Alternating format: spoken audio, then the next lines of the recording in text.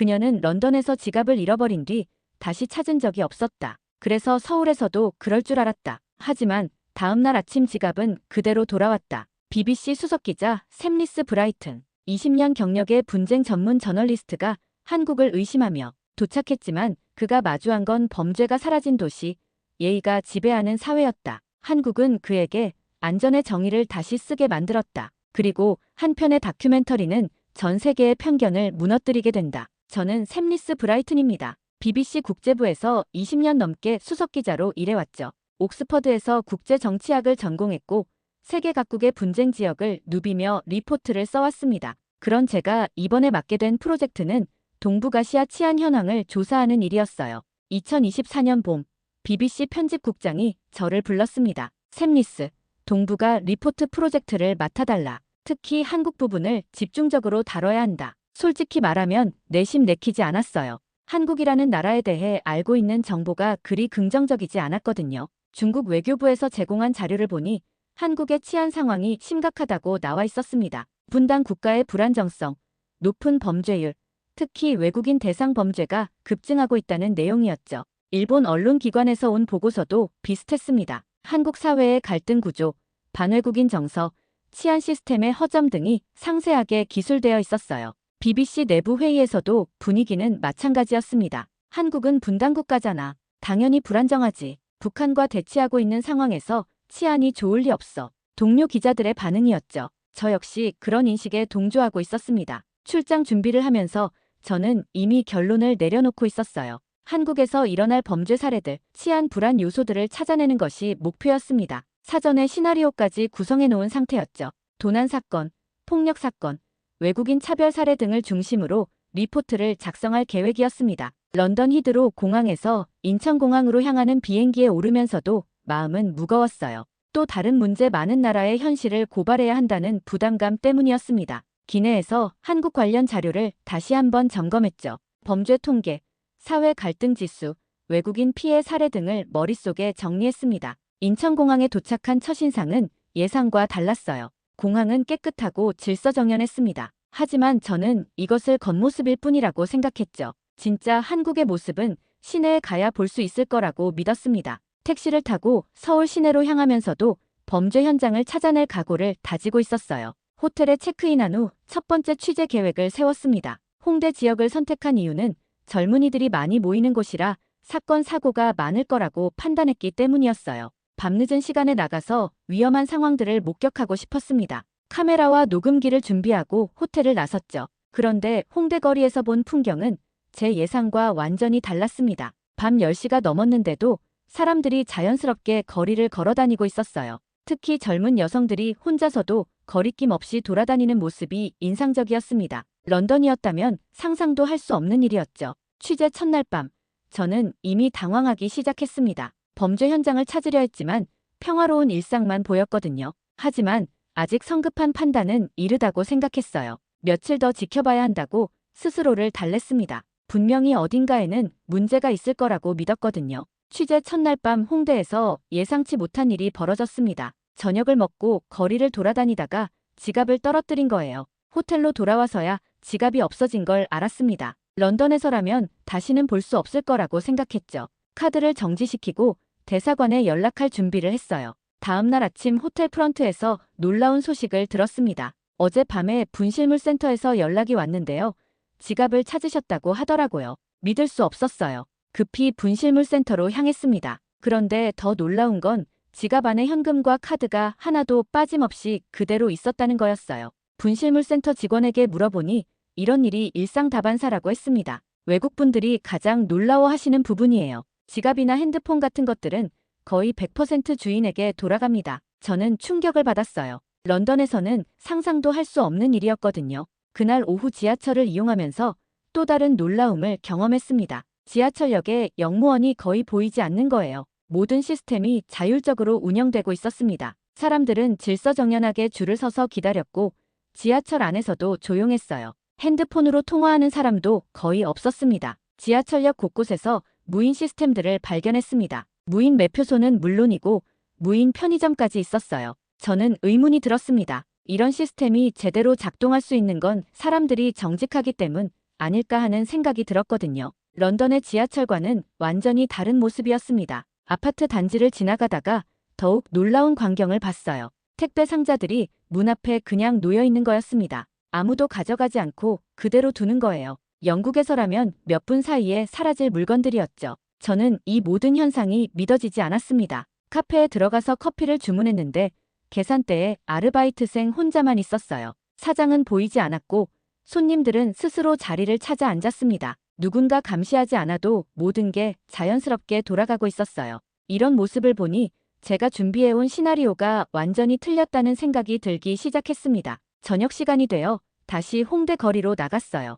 이번에는 좀 더 자세히 관찰해보고 싶었습니다. 놀이터에서 아이들이 늦은 시간까지 뛰어놀고 있었어요. 부모들은 벤치에 앉아 담소를 나누며 편안해 보였습니다. 런던에서라면 해가 지면 아이들을 집에 들여보내는 게 상식인데 말이죠. 길거리에서 젊은 여성들이 혼자서 자유롭게 걸어다니는 모습을 계속 목격했습니다. 심지어 새벽 시간대에도 마찬가지였어요. 이들은 전혀 두려워하지 않는 것 같았습니다. 저는 카메라로 이런 모습들을 담기 시작했어요. 원래 계획과는 정반대의 취재가 되고 있었지만 말입니다. 한 카페에서 충격적인 장면을 봤습니다. 손님이 스마트폰과 노트북을 테이블에 그대로 두고 화장실에 간 거예요. 아무도 그 물건들을 건드리지 않았습니다. 저는 실험 삼아 그 자리에서 30분 정도 지켜봤는데 정말로 아무도 손대지 않더라고요.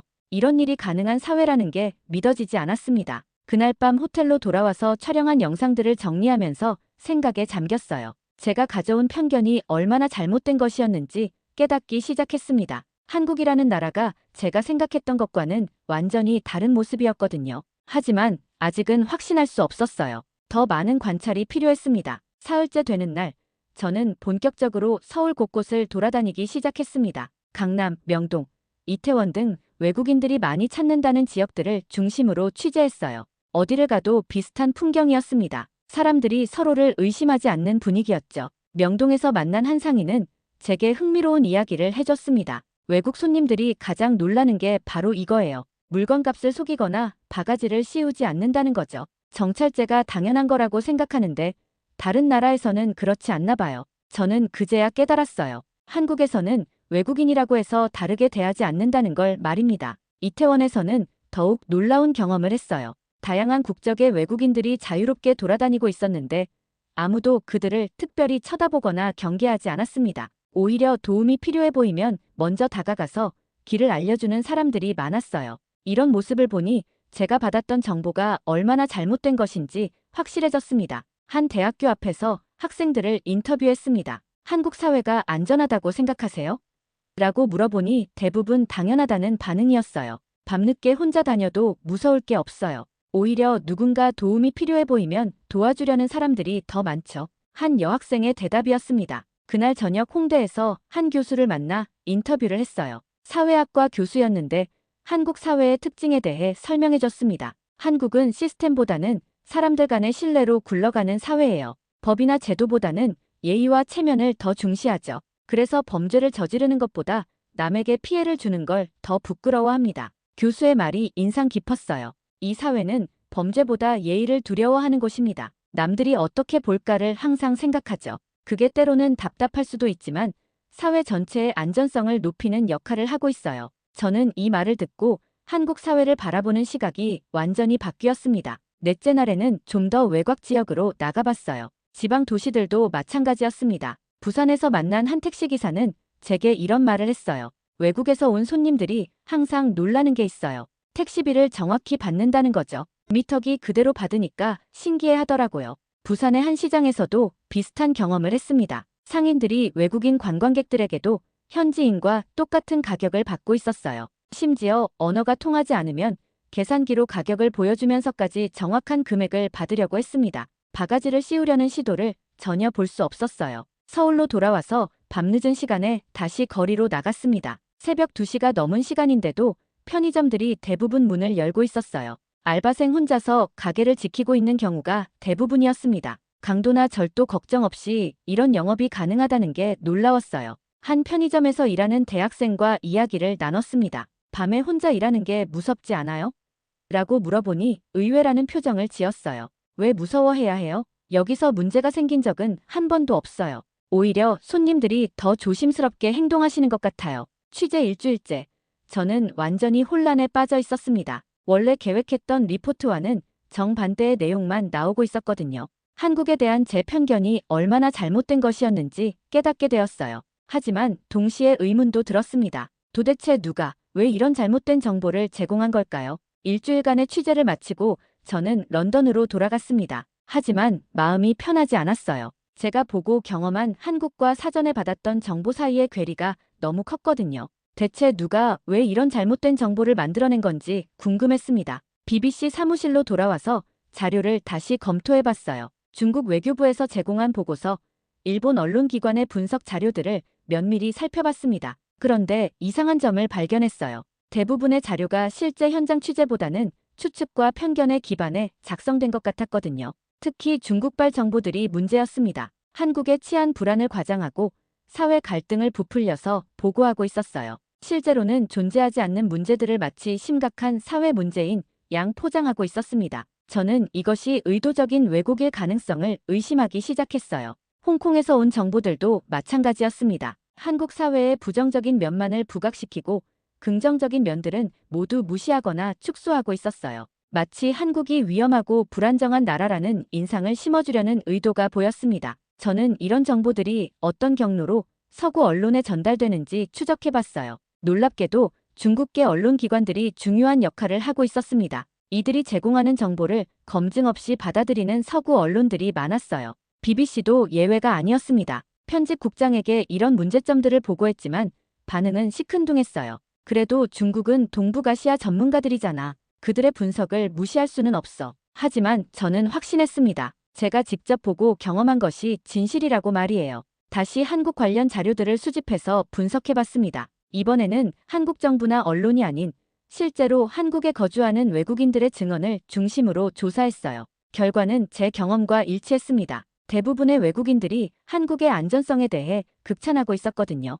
특히 인상적이었던 건 한국 정부의 태도였어요. 이런 잘못된 정보들에 대해 적극적으로 반박하지 않고 있었습니다. 조용히 넘어가려는 태도였죠. 오히려 이런 모습이 더 신뢰감을 줬어요. 억지로 자신들을 포장하려 하지 않는 모습이었거든요. 저는 한국에 거주하는 다양한 국적의 외국인들과 화상 인터뷰를 진행했습니다. 미국인, 독일인, 프랑스인, 호주인 등 다양한 사람들과 이야기를 나눴어요. 모두가 공통적으로 말하는 게 있었습니다. 한국만큼 안전한 나라는 처음이다라는 것이었어요. 한 독일인 교사는 이런 말을 했습니다. 저는 베를린에서도 살아봤고 파리에서도 살아봤어요. 하지만 한국만큼 안심하고 살 수 있는 곳은 없었습니다. 여기서는 통계나 숫자가 아니라 실제로 느끼는 안정감이 달라요. 이런 증언들을 모으면서 저는 확신하게 되었어요. 한국에 대한 부정적인 정보들이 의도적으로 왜곡된 것이라는 걸 말입니다. 그리고 진실을 알리는 것이 제 책임이라는 생각이 들었어요.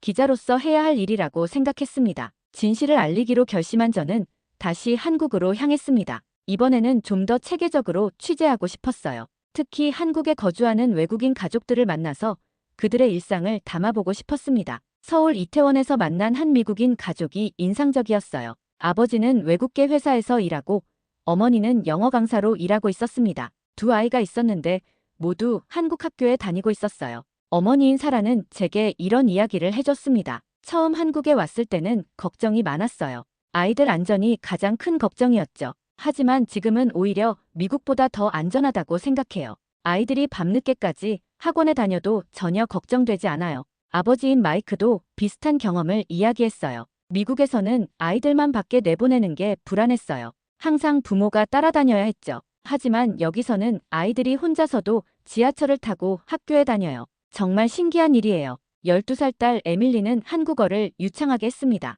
한국 친구들이 정말 친절해요. 처음에는 외국인이라고 놀릴까봐 걱정했는데 오히려 영어를 가르쳐달라고 하면서 더 친하게 지내요. 학교에서도 선생님들이 잘 챙겨주시고요. 이 가족과 함께 하루를 보내면서 한국의 일상을 관찰했어요. 아침에 아이들이 혼자 학교에 가고 어머니는 지하철로 출근하고 아버지는 자전거로 회사에 갔습니다. 모든 게 자연스럽고 안전해 보였어요. 점심시간에 무인 카페에 들러봤습니다. 손님들이 스스로 주문하고 스스로 음료를 만들어 마시고 스스로 정리까지 하고 있었어요. 아무도 감시하지 않는데도 모든 게 질서정연하게 돌아가고 있었습니다. 오후에는 셀프 주유소를 방문해봤어요. 직원 없이 운영되는 주유소였는데 사람들이 정직하게 기름을 넣고 정확한 금액을 지불하고 있었습니다. 외국인인 제가 봐도 신기한 광경이었어요.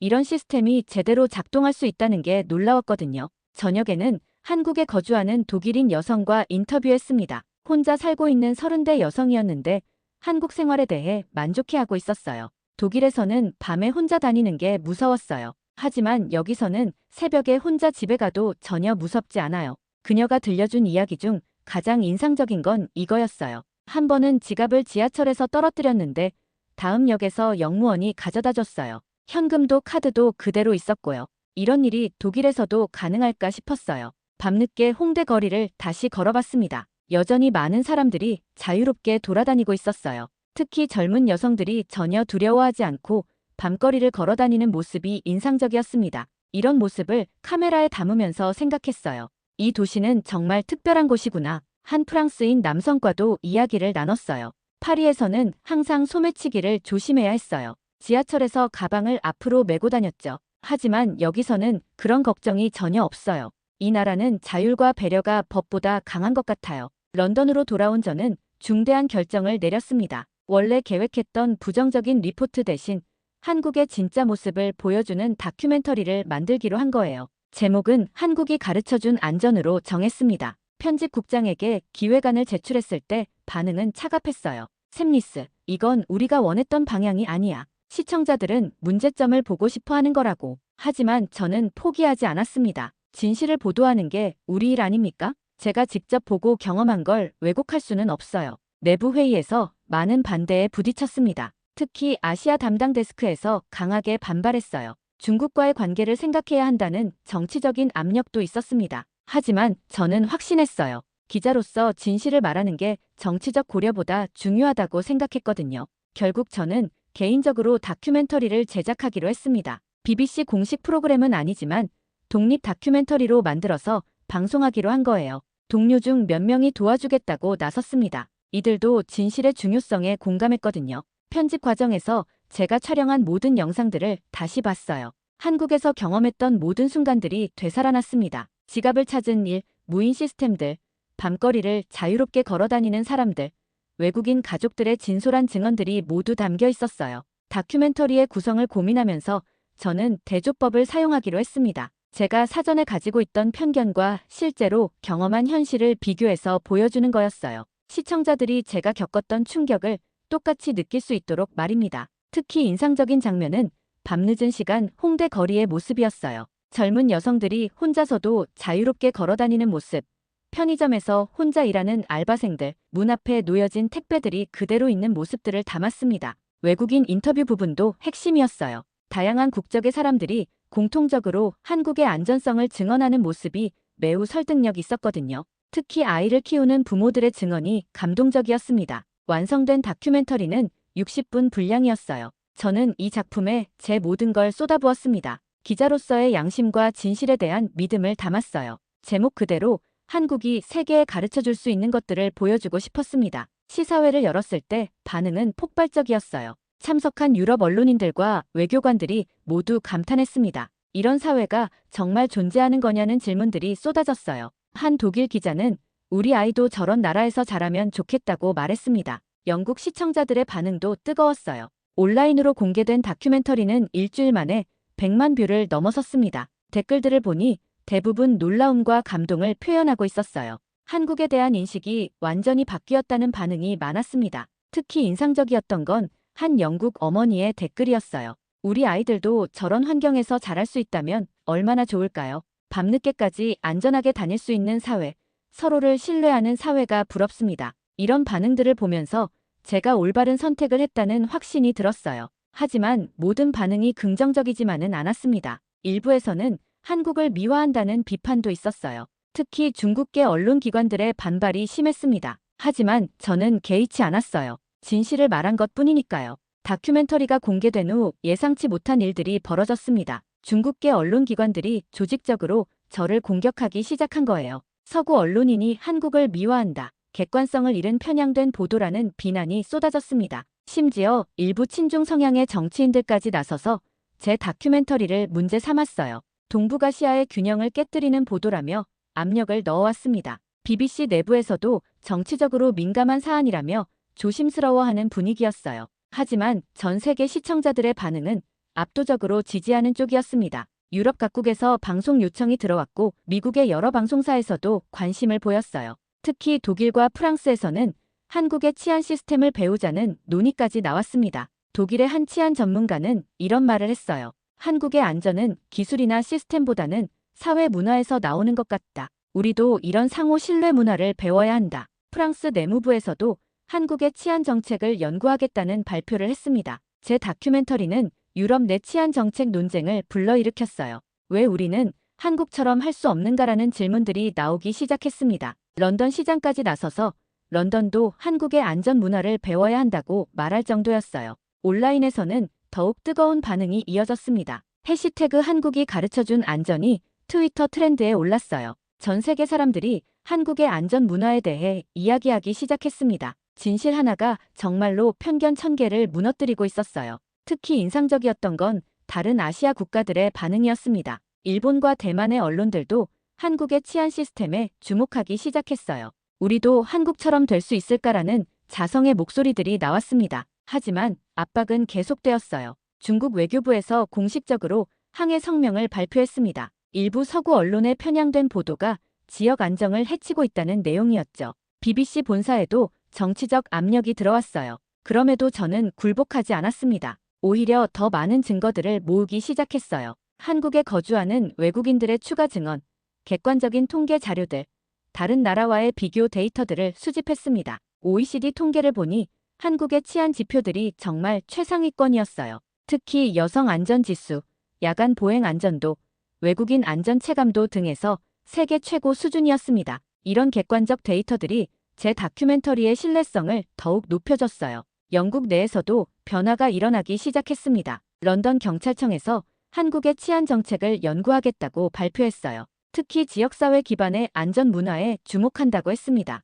교육부에서도 한국의 시민의식 교육을 벤치마킹하겠다는 계획을 내놨어요. 제 다큐멘터리는 결과적으로 한국에 대한 국제적 인식을 완전히 바꿔놓았습니다. 위험하고 불안정한 나라라는 편견이 안전하고 신뢰할 수 있는 사회라는 인식으로 바뀐 거예요. 한국 사회의 기본 질서가 국제적인 담론이 되었습니다. 다큐멘터리 공개 후 6개월이 지났을 때 저에게 놀라운 소식이 전해졌습니다. BBC 올해의 보도상 후보에 제 다큐멘터리가 오른 거예요. 심지어 최종 수상작으로 선정되었습니다. 진실을 향한 용기 있는 보도라는 평가를 받았어요. 시상식에서 저는 이런 소감을 밝혔습니다. 기자의 역할은 편견을 강화하는 게 아니라 진실을 찾아내는 것입니다. 저는 한국에서 진실을 받고 그것을 세상에 알릴 책임이 있다고 생각했습니다. 박수가 터져 나왔어요. 그 후로 저는 한국 전문가로 불리기 시작했습니다. 유럽의 여러 대학에서 강연 요청이 들어왔고 정부 기관에서도 자문을 구해왔어요. 모두 한국의 안전 문화에 대해 알고 싶어 했습니다. 옥스퍼드 대학에서 열린 강연에서 한 학생이 질문했어요. 한국의 안전 문화를 다른 나라에서도 적용할 수 있을까요?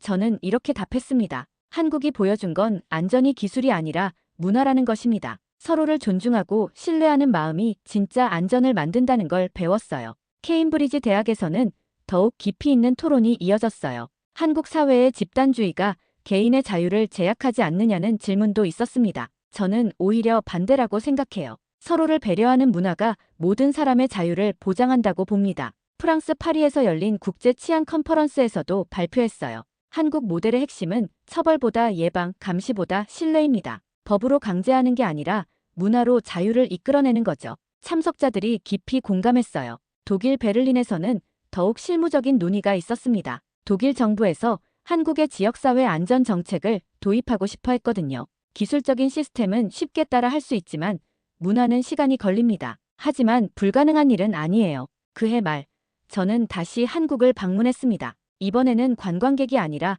한국을 이해하는 사람으로서 왔어요. 거리를 걸으면서 처음 왔을 때와는 완전히 다른 시각으로 이 나라를 바라봤습니다. 서울역에서 만난 한 시민과 이야기를 나눴어요. 외국에서 한국을 어떻게 보는지 궁금해요라고 물어보시더라고요. 이제는 안전하고 신뢰할 수 있는 나라로 봅니다. 제가 그렇게 알렸거든요라고 답했어요. 홍대에서 다시 그 분실물 센터를 찾아갔습니다. 직원분이 저를 기억하고 계셨어요. 그때 지갑 찾아간 외국인 기자분이시죠? 그 후에 어떻게 되셨어요? 제가 만든 다큐멘터리 이야기를 해드리니 정말 기뻐하셨어요. 마지막 날 저녁, 한강에서 산책하면서 생각했어요. 1년 전 편견에 가득 찬 채로 이 나라에 왔던 제가 이제는 이 나라의 진정한 가치를 세계에 알리는 역할을 하고 있다는 게 감격스러웠습니다. 공항으로 가는 길에 택시기사분이 말씀하셨어요. 요즘 외국 관광객들이 많이 늘었어요. 다들 한국이 안전하다고 해서 온다더라고요. 저는 미소를 지었습니다. 제가 한 일이 이런 변화를 만들어낸 거니까요. 런던으로 돌아오는 비행기 안에서 저는 다짐했어요. 앞으로도 진실을 알리는 기자로 살겠다고 말입니다. 편견과 오해를 깨뜨리고 진실을 세상에 전하는 것이 제 사명이라고 생각했어요. 지금 저는 한국을 설명할 수 있습니다. 그저 경제가 발달한 나라가 아니라 사람들이 서로를 존중하고 신뢰하는 특별한 사회라고 말할 수 있어요. 안전은 기술이나 시스템이 아니라 문화에서 나온다는 한국의 메시지를 전 세계에 전하고 있습니다. 진실을 알린 한 기자가 한 나라의 명예를 회복시켰다고 사람들이 말합니다. 하지만 저는 그저 제가 본 것을 정직하게 말했을 뿐이에요. 진실은 불편할 수도 있지만 결국 가장 강한 힘을 가지고 있다는 걸 배웠습니다. 한국은 그에게 단순히 안전한 나라가 아니었다. 사람을 믿는 법, 사회가 스스로를 지키는 방식, 그 모든 것을 다시 배우게 만든 곳이었다. 기자가 본 것은 숫자가 아닌 사람들의 마음이었고 그 진심이 전 세계를 움직였다. 지금 유럽에서는 왜 우리는 한국처럼 할 수 없는가라는 질문이 시작됐다. 안전은 기술이 아니라 문화다. 이 메시지가 전해졌다는 것만으로도 충분하지 않겠는가. 샘리스는 말한다. 나는 진실을 받고 이제는 전해야 할 책임이 있다고. 당신도 이 이야기를 통해 진짜 안전이란 무엇인지 생각해 보셨으면 한다. 좋아요와 구독, 댓글로 당신의 생각을 함께 나눠주세요. 한국의 진짜 얼굴, 이제 당신이 확인할 차례입니다.